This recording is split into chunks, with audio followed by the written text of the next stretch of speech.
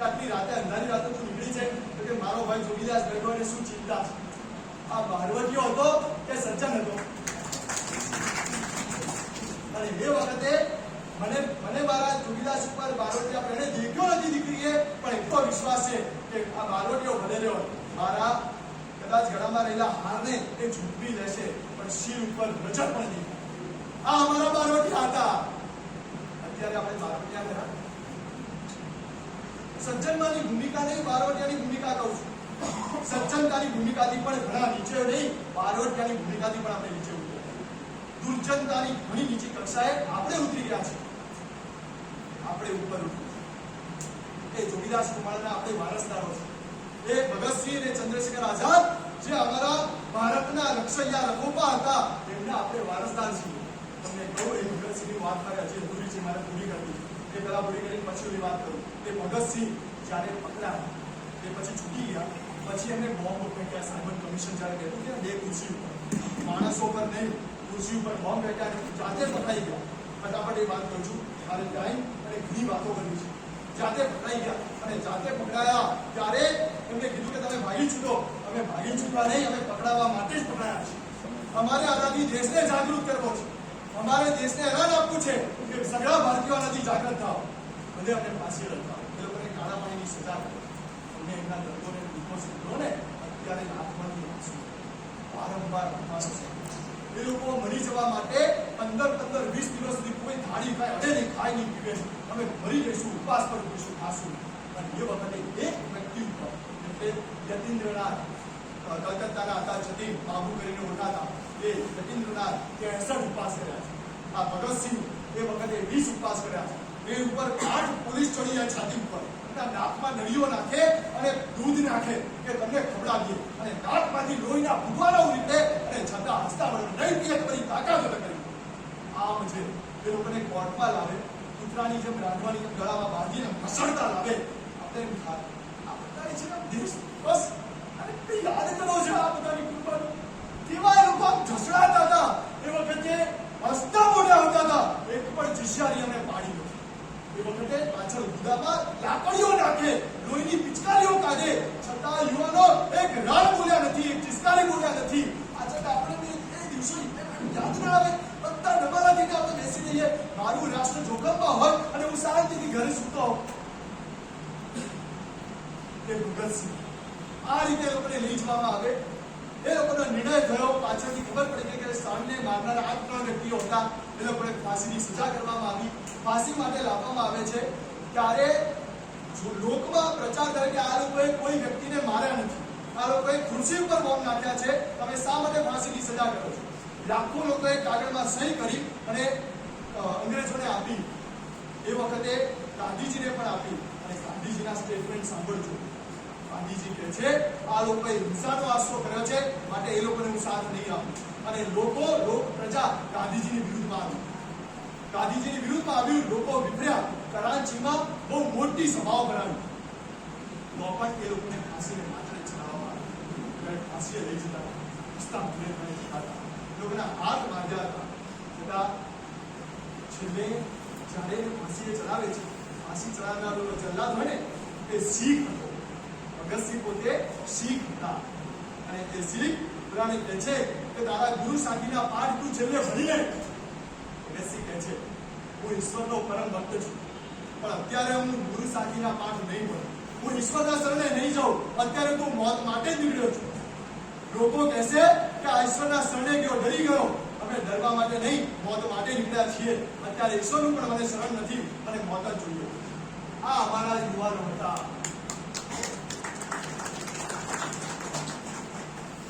હજી આગળ વધીને એ જ્યારે ફાંસીના માંચડે ચડાવવામાં આવે છે ત્યારે લોકોને આ બુરખા ઉડાડવાનું કહે છે. ના પડે છે અમારે બુરખા નથી, કેમ કે અમે ડરતા નથી. આ 3 જણા અમે મોતથી ડરતા નથી. એકબીજાના મોઢામાં રસગુલ્લા આપે, રસગુલ્લા ખવડાવે છે. હસતા મોઢે ભારત માતા કી જય આમ જે બુલંદ અવાજે ગર્જના કરે છે. અને પછી પેલા 3 જણા એ સામે જે મસ્તીથી ભારત માતા કી જય કરી. અને એ વખતે વસિયતનામું તૈયાર કરવા પ્રાણનાથ મહેતા કરીને વ્યક્તિ છે. અને વ્યક્તિ આ વસિયતનામું કરવા આવે. અને એ વખતે ભગતસિંહને પૂછે છે કે કે ભગતસિંહ આપણી છેલ્લી ઈચ્છા સુધી બોલે છે ભગતસિંહ કે બસ અહીંથી મરી અને ફરીથી મારી માતૃભૂમિમાં જન્મ લઉં અને માતૃ સેવા કાજે પાછો ફરી બીટું આ જ મારી તમન્ના છે. આ હતા અમારા ભગતસિંહ. મને એમ થાય છે આપણે બધા કયું બ્લડ ક્યાં ગયું એ બ્લડ? આ તમારી ગઈ ક્યાં? મરી પરમારી છે. ચંદ્રશેખર આઝાદની વાતો સાંભળો, સુભાષચંદ્ર બોઝની વાતો સાંભળો, ભગતસિંહની વાતો સાંભળો, મહારાણા પ્રતાપની વાતો સાંભળો. હચમચી જવાય, રૂડાતા ખડા થઈ જાય. ક્યાં ગઈ આ માતૃભૂમિ મારી? એની કુમારી ક્યાં ગઈ આપણી? આ ઉધમસિંહ વાત થઈ હતી. અહીંયા ભગતસિંહ એને ફાંસીને માર્યો તો ચડી ગયા. ભારત માતા કી જય કરીને ચડી ગયા. એ લોકોને જેલમાં સળગાવ્યા છે અને જેલમાં સળગાવી અડધા સળગ્યા અને પછી અડધા નદીમાં નાખવામાં આવ્યા. અડધા શરીરને નદીમાં નાખી. લોકોનો બહુ રોષ ફૂટેલો. મારે વાત તમને કરવી છે. આ બધા તો ફિદા થઈ ગયા પોતાના દેશ માટે. એ લોકોના છેલ્લે એક વાક્ય હતી, અમે મરી ચૂક્યા છે એટલા માટે અમે હસતા મોઢે મરીએ છીએ. અમને ખબર છે કદાચ તમે અમને ફાંસીએ લગાવશો પણ અમારી પાછળ હજારો ભગતસિંહ પેદા થશે. આ તમન્ના એમની હતી, એ તમન્ના આપણે પૂરી કરી. અરે હું તો તમન્નાની વાત જવા દો. ભગતસિંહ આપણે આપણા ખાનદાનને બચાવીએ કે નહીં? એ કુમારી તો જોઈએ. આપણી કુળ પરંપરાઓને બચાવીએ કે નહીં? એની કુમારી જોઈએ કે નહીં? આટલી કુમારી પણ જો આપણામાં ના હોય ને તો 100% આપણે નપુંસક કહેવાની. ઈચ્છાનું ખોટું નહીં લગાવતા. આપણે બહુ ખરાબ ખોટા અને કડવા શબ્દો તમને કહી રહ્યો અને તમને નથી કહેતો, બધાને જ કહું છું જે એવા છે. તમે તો કંઈક સારા છો માટે અહીંયા આવ્યા છો એટલે તમે છો જ નહીં આ વાત. એ બીજા જ છે પણ આ સત્ય વાત છે અને હંમેશા સત્ય વાત કરવી ના. મુદ્દા પર આવો. હું એ વાત કરતો હતો આપણે ઓલા રેપ કેસમાં આપણે જવાબદાર છીએ કે રીલ બનાવે છે અને રીલ બનાવ્યા પછી બીજા લેખને વારંવાર આવે છે.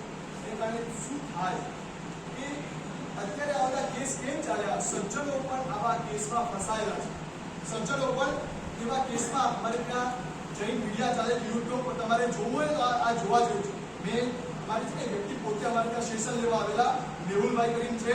જૈન મીડિયા નામની એક યુટ્યુબમાં ચેનલ ચાલે છે અને એમાં એક વિડીયો છે એ તમારે જોવા જેવો છે. આ એના ઉપર છે. 2.5 કલાકનું સેશન છે. હું તમને 10-15 મિનિટમાં કહીશ. 2.5 કલાકનું સેશન 10-15 મિનિટમાં તમને જણાવું છું કે મેહુલભાઈ આપણે વાત કરેલી. સાહેબ ડુંગરપુરમાં, બિલીબોરામાં, સુરતમાં, અમદાવાદમાં, રાજસ્થાનના પાલીગામમાં, જોધપુરમાં, કોલકાતામાં, દિલ્હીમાં, બેંગ્લોરમાં અઢળક કેસીસ લઈ આવેલા કે સાહેબ 15 વર્ષના દીકરાએ આવું કામ કર્યું છે. પોતાના બાજુમાં રહેતી કોઈ બાળા ઉપર આવું કામ કર્યું છે. આવા કેસીસ ભારતમાં જ્યાં મારી સીતા મૈયાનો સિંહનો રક્ષાનો એક આખો સિલસિલો ચાલતો હતો તો એના ગુરજા ઉડાઈ નાખ્યા. કારણ શું? સજ્જનો દુર્જનો કેમ બન્યા? કારણ શું? આપણી માનસિકતાઓને બહુ જ બદલવામાં અને એમાં આપણે પોતે જવાબદાર છીએ. હું તમને કહું છું, આ બેઠેલા બધાને કહું છું, ચેતનભાઈ આપણે બધા જ આમાં જવાબદાર છીએ. અને કઈ રીતે એમાંથી આજે બધાએ ફિટ થવાનું છે, ફિટ એટલે બહાર નીકળવું છે. કેવી રીતે હું તમને જણાવું છું. એ છોકરો એની માનસિકતા 15 વર્ષના છોકરામાં આવું કૃત્ય કરવાની તાકાત આવે ક્યાંથી? તમને ખબર હોય થોડા વર્ષો પહેલા 2 કે 5 વર્ષ પહેલા એક વિડીયો કરેલો. 14 વર્ષના નાના બાળકે આખા ઘરને ધુલોત કરી નાખી, તોડી નાખેલા. રીલ્સ ટીવી કદાચ કોઈ વિડીયો દેખ્યો હોય, મેસેજ વોટ્સઅપ પર આવેલો. બહુ વિડીયો કરેલો. મને કોઈ કીધેલું કે આવું વિડીયો ઘરના ફ્રીજ તોડી નાખ્યા. કેમ? કે મમ્મીએ મોબાઈલ ના એક્ઝામનો ટાઈમ હશે અને મમ્મી મોબાઈલ દેતા લેસન કર કે વાંચવા બેસ અને એનું મગજ ફાટ્યું અને આખા ઘરમાં ધમપચાળામાં ચાલી નીકળ્યું. 13-14 વર્ષનો છોકરો આ રીતે કહી શકે? આવું ક્યારે આવું મેન્ટાલિટી કેમ કરે? ખ્યાલ આવે છે? આ તો ક્રુઆલિટી કહેવાય, ક્રૂરતા કહેવાય. માણસને વિકારી બનાવવાનું કામ ના મોબાઈલ. ક્રૂરતા પણ મોબાઈલ આવે. તમારું એક તમારા છે અધીરજ. અત્યારે કોઈને સ્થિરતા નથી. મને કહો તો કલાક આપણે તમે નહીં બેસી શકો. સ્થિરતા જ રહી નથી. કારણ મોબાઈલે તમારી ચંચળતા વધારી. અત્યારે યાદશક્તિ બધાની ઓછી થઈ ગઈ. અને ઘણી વાર આ રાહુલભાઈ નંબર મળે એક કરવું બોલું મારી આસક્તિ નથી, તમારી છે પણ તમે કુંડિત કરી દીધી. તમારી બધાની આસક્તિ છે કેમ કે મોબાઈલ આવે એટલે તમારી પાવર જ જતો રહે. આપણે ચંચળતાવાળા બની ગયા છે. આમ એટલું ચંચળ થઈ જઈએ, હાથ પણ ચંચળ થાય, આપણા ભાવો પણ ચંચળ થાય અને આગળના ફોટાઓ પણ ચંચળ થાય. આપણી માનસિકતાને આપણે ચંચળ બનાવી છે, ક્યાંય સ્થિરતાને પામતા નથી. મુદ્દાની વાત કરાવો, એ છોકરાએ ગલત પરત કરી, એ ઘણા કિસ્સા બન્યા કે જેમાં આવા રેપ કેસ બન્યા. પાછળનું કારણ શું? કારણ એક જ, સતત એવા મોબાઈલમાં એવા પ્રકારના દ્રશ્યો જોવા આવે, મગજમાં એ પ્રકારની ચિત્તમાં વિભ્રમતાઓ આ બધી ઊભી થઈ, આકુળ વ્યાકુળતા ઊભી થઈ. હવે શું કરવું? ભૂખ લાગી છે, ખોરાક મળતો નથી, માટી પર ખાય છે. કૃષ્ણની વાત આવે, માટી ખાય છે. ભૂખ લાગી છે, કઈ મળતું નથી, માટી પર ખાય લો. શું કહેવાનું સમજો છો? અને એને કારણે ભારત વર્ષમાં આ કિસ્સાઓ બન્યા. તો હવે મારે મુદ્દાની વાત કરાવું છે કે આ દીકરાએ આવું જોયું તો એકવાર જોવા જેવું થઈ ગયું, એકવાર જોવા જેવું થાય.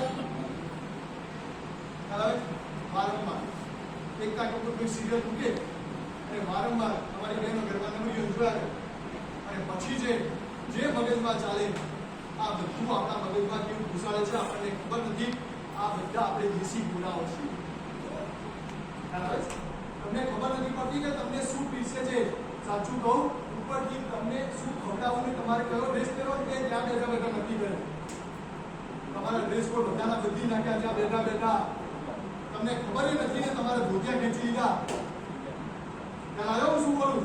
તમારા ધોતિયા ખેંચી લીધા ત્યાં બેઠા બેઠા. તમને બેઠા એકને ખબર નથી પડતી. હું સાચો છું ખોટો? તમારા ખોરાકમાં બદલી કરી નાખી. પીઝા ને મંચુરિયન ગોઠવી નાખ્યા. હમણાં પણ દિવસના પ્રસંગમાં અમારે ગઈકાલે મંચુરિયન રાખ્યું. શું છે ભાઈ? ખોરાકની બદલી. ત્યાં બેઠા બેઠા આપણા ખોરાકનો બદલો લાવે છે. આપણને ખબર નથી પડતી આપણા મગજ બદલી નાખે. આ રાષ્ટ્રકુમારી હોય તો આપણું કઈ ના થાય, પણ આપણે કુમારથી કુમાર થઈ ગયા, આપણે સાવ ખલાસ થઈ ગયા. માટે આપણે મુદ્દાની વાત પર આવો કે સમય 6:20 થઈ, 1 મિનિટમાં પૂરું કરીશું. 5 મિનિટ પર મારો ટોપિક દો. મુદ્દાની વાત પર આવો. એ વ્યક્તિ વારંવાર એ દ્રશ્યો જોયા, એના કારણે મનમાં એ વિભત્સતા ઘૂસી અને એને ખોરાક ન મળ્યો. ખોરાકની શોધમાં જે ખોરાક પર એના પર તલાવ કર્યા અને પછી જે નુકસાન થયા એવા પણ કેસીસ થયા છે કે 12 વર્ષનો દીકરો પોતાની સગી નાની 7 વર્ષની બહેન ઉપર કૃત્ય કરે છે. આ કેસ છાપામાં આવેલો કહું છું. આ 6 મહિના કે 8 મહિના 10 મહિના પહેલાની ઘટનાની વાત કરું છું. આપણા ભારત વર્ષની કે જ્યાં સીતા મૈયાના પ્રસંગો કહેવાતા હોય. ખ્યાલ આવે છે? આજે ભલે છાપામાં આવેલો પ્રસંગ, ચિરાગભાઈ, આ છાપાનો નહીં, કદાચ તમારી ઘરની બાજુના ઘરનો પણ પ્રસંગ થઈ શકે. કાલે ઉઠીને તમારી જ બેન ઉપર કંઈક થશે ને, તમે બોલી નહીં શકો. કારણ કે આવું બધે છે. એના માટે જવાબદાર તમે જુઓ છો એ રીલ છે. તમે રીલ જોવાનું બંધ કરો. રીલ જોવાનું બંધ રીલનું નિર્માણ કરવાનું બને ને ડિમાન્ડ તમે ડિમાન્ડ કરો જ નહીં કે સપ્લાય આવશે જ નહીં. I quit it. મને છોડીશ આવી ફોટોગ્રાફી, આવા દ્રશ્યો. આજે હું અહીંયા વ્યાખ્યાન સાંભળ્યા પછી આ દીકરાઓને કહું છું, ખાસ આ બધામાં ક્યાંય ફસાવાનું નથી. આમાંથી બહાર નીકળવું છે. આ મારા દેશને મારે અલગ વ્યક્તિત્વ રૂપે બહાર આવવું છે. મારે મારા દેશને ઊંચો લાવવો છે. 5 યુવાનો પણ આમાં મળશે ને, ભલે લાખો નમાલાઓ સામે એક મત હું કામ કરશે. એક મતની ઘણી તાકાત છે કે 5000 નામર્દોને ઉભા કરી દેશે. બસ આપણે મર્દ બનીએ, નામર્દમાંથી મર્દ બનીએ. અને મર્દ કરવા માટે શીલ પાલન એ બહુ જરૂરી છે. જ્યાં સુધી બ્રહ્મચર્યની તાકાત નહીં આવે ને ત્યાં સુધી તમે કંઈ નહીં કરી શકો. તમને નમાલા બનાવવા માટે જ તમારી ખાણીપીણીમાં, તમારા વસ્ત્રમાં, તમારા વિચારોમાં, તમારી આજુબાજુના વાતાવરણમાં આ બધું ઊભું કરવા આવ્યું છે અંગ્રેજો દ્વારા, કૂટનીતિ દ્વારા, રેગ્યુલર શિક્ષણ દ્વારા. આ કોઈ ધર્મની, કોઈ સંપ્રદાયની વાત નથી, ભારતીયોની વાત છે. આપણી ભારતીય પ્રજાને નામર્દ કરવા માટેની એક સિસ્ટમ ગોઠવવામાં આવી છે. આજે એની ચિંગારી સળગાવી. ચલાવો ચિંગારી રાષ્ટ્રપ્રેમની, સંસ્કૃતિ પ્રેમની. આ ચિંગારી આજે સળગવી જોઈએ. એ ચિંગારી જ્વાળામાં પરાવર્તિત થવી જોઈએ અને જ્વાળા ભભૂકી ઉઠે. બસ આ જ અમારું દૃશ્ય, આ જ અમારું કર્તવ્ય, આ જ અમારી ફરજ આજે અમે અદા કરવા જોઈએ. મારે તમને બધાને એલાન કર્યું, આ બધામાંથી આપણે આ ફીટ કરીએ આજે બધા સમાજને કે અમે આ દ્રશ્યો ભેગી જ નહીં જોઈએ. આમાંથી બહાર નીકળીએ, નહીં તો તમે તમારી પેજ ઉપર કરેલા લેખમાં તમે જ જવાબદાર હશો. કેવી રીતે જવાબદાર ખબર પડી? હવે તમે રીત જુઓ છો, ઓલાનું મન વિકાર બન્યું એમાં તમે નિમિત્ત છો અને માટે ઓલાએ દુખો માર્યો. આવે છે દિનેશભાઈ, ક્યાં આવે છે? પહેલા આપણે આપણી જ બેન, આપણી જ પત્ની, આપણી જ માતા ઉપર અત્યાચાર કરવામાં આપણે જ નિમિત્ત છીએ. બહેનોને પણ ખાસ કહું છું, આ બધી રીલમાંથી, આ બધામાંથી આપણે ક્વિટ કરી દઈએ, બહાર નીકળી જઈએ. અમે તો નહીં જ, અને અમારા 10 જણને અમે કહેવડાવશું, 10 મિત્રોને, 10 બહેનપણીઓને, અમારી આજુબાજુના પડોશીઓને, સજ્જનોને જણાવીશું કે આવી રીલ આપણે બંધ કરીએ, જોવાનું બંધ કરીએ. મને તો એ જ ખબર નથી પડતી કે આપણા રાજનેતાઓ શું કરે, પણ બધું ઉપરથી આખું ષડયંત્ર છે કે રાજ એટલો આખી ચીનમાં પોતાની એક શું કહેવાય ને જાય આખી પોતાનું ઇન્ટરનેટ છે. ભારતીય પાસે, આપણી પાસે પોતાનું ઇન્ટરનેટ નથી. આઈ વોઝ અ જર્નાલિસ્ટ, હું એક પત્રકાર હતો અને અમે જ્યારે પત્રકારો ભણતા હતા ત્યારે અમને ભણાવવામાં આવતું હતું એને કહેવાય યલો જર્નાલિઝમ. એક ટર્મિનોલોજી હોય ને એમાં યલો જર્નાલિઝમ, કોઈ પત્રકાર બેઠા તમને ખબર હશે, પીળું પત્રકારત્વ ગુજરાતીમાં શબ્દ આપતો. એ પીળું પત્રક અત્યારે સંજયભાઈ વોરા કરીને મુંબઈમાં છે, આપણે મિડ ડેના બહુ મોટા પત્રકાર છે. એ સત્ય વાતોને પ્રગટ કરે છે, પણ એની ઉપર કંટ્રોલ નાખવામાં કે આવી સત્ય વાતો પ્રગટ નહીં કરવાની. રાષ્ટ્રના હિતની વાતો હોય તો પણ એને રજૂ નહીં કરવાની. અરે અખબારનું તો કામ જ એ છે કે રાષ્ટ્રનું હિત કરવું, અને છતાં પણ તમે લોકો પત્રમાં, અત્યારના સમાચાર પત્રોમાં કઈ વાતો આવે? અહીંયા લૂંટ ફાટી, અહીંયા ચોરી થઈ, અહીંયા બળાત્કાર થયો, અહીંયા ફેશન શો યોજાયા. સારી બૌદ્ધિક વિકાસ થાય, સારી જાણવા આવી વાતો કેટલા છે. હું પત્રકારો કરી છે એટલે તમને કહું છું. હા, એટલે મારે તમને કહું છે કે આપણે ક્યાં છીએ, જે છે બહુ મોટા પાયે, બહુ મોટું પાકોનું છે. હવે એને તો કાંઈ હું સાદા લગાવી શકતો નથી, પણ જેટલા અંશે આટલું આપણે કરીએ. મને આટલી કબૂલ આપવી જોઈએ. અમારા પ્રવચનો 5 મિનિટ પૂરી થઈ. અમારા પ્રવચને હું કહેતો બધું છે, હજી ઘણું બધું છે, વાતો પણ ઘણી લખી છે. ટાઈમ એક મર્યાદા, તમે લોકો પણ નવા ખ્યાલ નહીં. હવે બીજી વાર બોલો બધા આવે, પણ હવે અમારી પાસે આવતીકાલ જવાનો સમય છે. પછી આવવાનું જ્યારે થશે ત્યારે રાખીશું, ચોક્કસ બધા આવજો. પણ એ પછીની વાત. અત્યારે મારા પ્રવચનનો સાર આટલો છે. I quit. મને પ્રોમિસ આપો કે કેટલા જણા બંધ કરશે? સોશિયલ મીડિયામાં ફોટોગ્રાફી વગેરે આપણે ક્યારેય પણ મારા દ્રશ્યો નહીં હોય. આ મને ગુજરાત જોઈએ, મને જોઈએ. રાષ્ટ્ર, જો રાષ્ટ્ર તમને ગમતું હોય, આપણા રાષ્ટ્રને ખેદાન મેદાન ન કરવું હોય, મારા રાષ્ટ્રની ભક્તિ, રાષ્ટ્ર પ્રત્યેનો પ્રેમ હોય, એક મર્દની ખુમારી હોય, મારે આ દેશમાં મારે આ ફોટોગ્રાફી વગેરે જોવું નથી. એ લોકોને ડિમાન્ડ અપાવી નથી. આ સપ્લાય મારે પૂરો ન થાય એના માટે મારે એક મર્દની ભૂમિકા બનવી છે. ફરીથી એક આવ્યું છે. એકવાર બહુ સરસ આનંદ થશે અને હવે અમારી મહેનત સફળ થશે. ખૂબ ખૂબ ધન્યવાદ. પરમાત્માની આજ્ઞા નથી. આ ચેપ્ટરમાં મારું નામ નથી. નાનકડું દ્રષ્ટાંત આપું. એક ચકલી છે ને, ચકલી એક જગ્યાએ મોટી આગ લાગી હતી. આ બસ આવી વાડી હતી અને વાડી આખી આગ લાગા અને 4-5 મકાનો આગમાં ઉપર બનતા હતા. અને એક ચકલી એક સરોવરથી પાણી લઈ અને આગ ઉપર નાખવા હતી. એક વાર નાખી, ઉડીને આવી, પાછું લઈને નાખે, પાછી આવી, પાછું લઈને નાખે. એટલે જે ઝાડ ઉપર ચકલી બેઠી હતી ને, ઝાડ પર વાંદરો બેઠો હતો. અને વાંદરો કે અરે ચકલી, તારી તાત્યુની આગ બુઝાવવાની છે? ચકલી કે બધું બેસ, મને ખબર છે નથી બુઝાવવાની. તો પાગલ છે, પાગલ મૂર્ખ છે. તારી ચાંચના પાણીથી કે આવડી મોટી આગ બુઝાવતી હશે? જો ભાઈ સાંભળ, મારી ચાંચના પાણીથી આગ બુઝાશે નહીં મને ખબર છે, પણ લોકોને ખબર તો પડશે કે મેં આગ લગાડી નથી.